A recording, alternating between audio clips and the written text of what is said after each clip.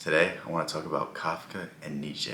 These two don't really get grouped together, and I think they have a lot of similarities. Obviously, Kafka was one of the greatest fiction writers, and Nietzsche was one of the greatest philosophers of all time.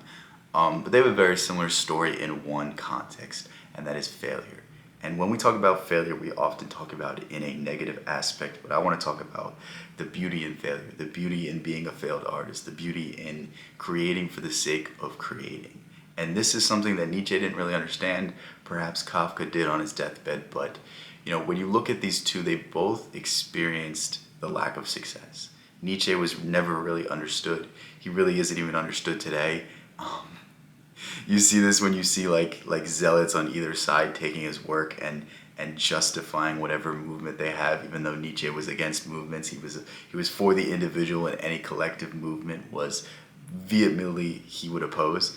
The same thing with Kafka. Kafka is often seen as one of the most underappreciated geniuses, but in the end, on his deathbed, if you read The Hunger Artist, which was the story that he finished when he was dying, you see that he basically had a cathartic moment where he realized that he was creating for the sake of creating. And this is what I want to get at, because nowadays we see art, we see creativity, we see these things, and we don't really we think it's beyond us. We think it's something that we can't have. But even if you look at the movies today, the music today, like, creativity is something that is lacking in this world. And the more creativity you can find, the more happiness you can find, because creativity allows us to express a part of ourselves that we've never been able to, put into this world. Creativity is those ideas, those dreams that lie dormant in you, and if they don't go expressed, there's a part of yourself that dies. And when that part of yourself dies, it finds its way into your life in a myriad of different ways, and they're usually bad.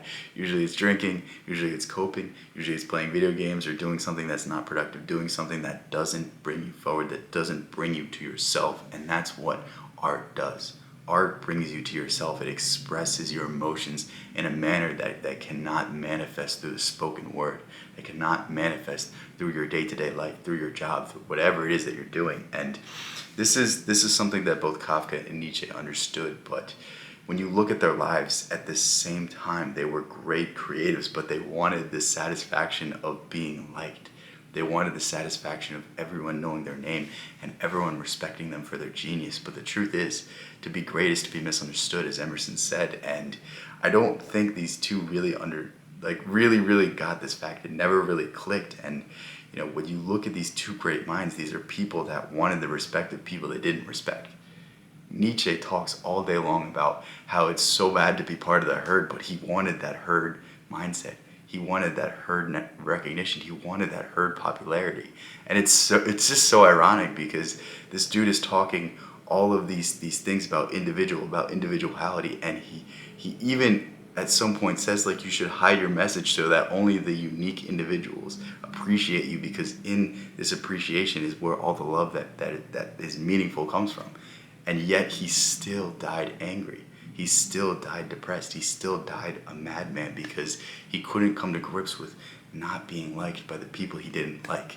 Same thing with Kafka. I promise you, most people that read Kafka are horrified by the stories, but it's the very weird people that love Kafka. It's the very crazed people, the very interesting people that can find beauty in the horror of Kafka. When you read the Metamorphosis, you read a story of a traveling salesman who turns into a beetle hybrid, and then his family slowly starts to despise him and slowly starts to see him as a burden, instead of the person that was once the breadwinner in the family, instead of the person that they once loved as a brother, as a son, as a member of the family, as a productive member of society. Just because he can't bring in money, just because he's no longer useful, he's no longer loved.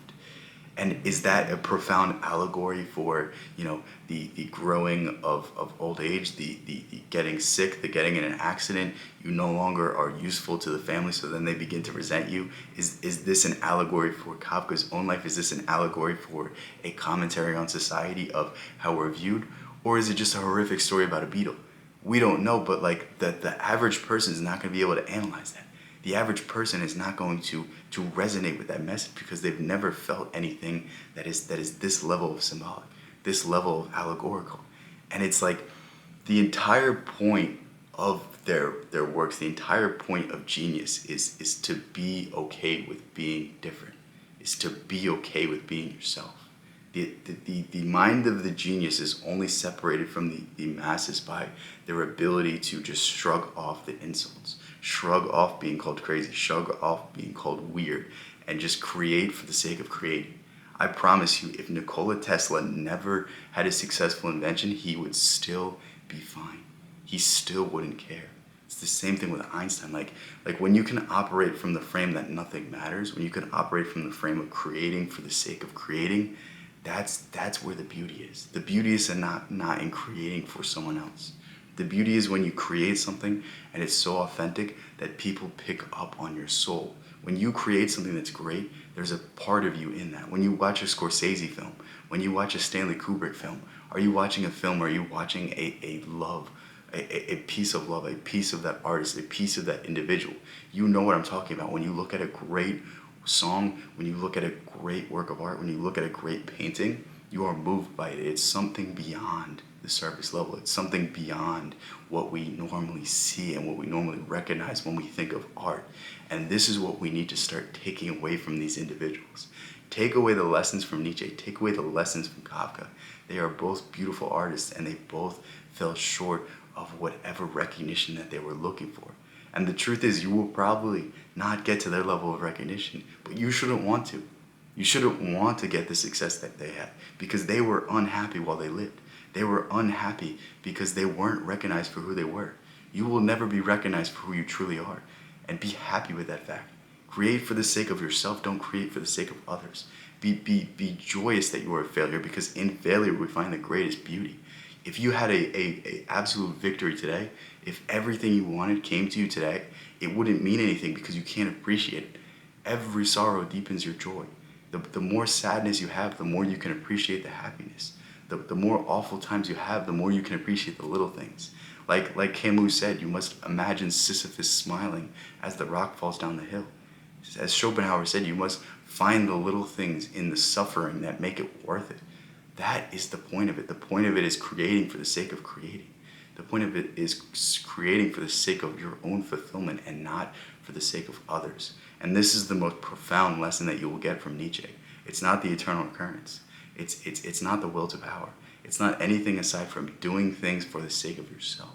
I guess eternal recurrence does have that in that, but we're looking at the context of their lives. I know I just said something very stupid, but I love you guys so much. Please consider these ideas. Please consider what I was just saying and understand that when you create for yourself, you're creating for something beyond yourself.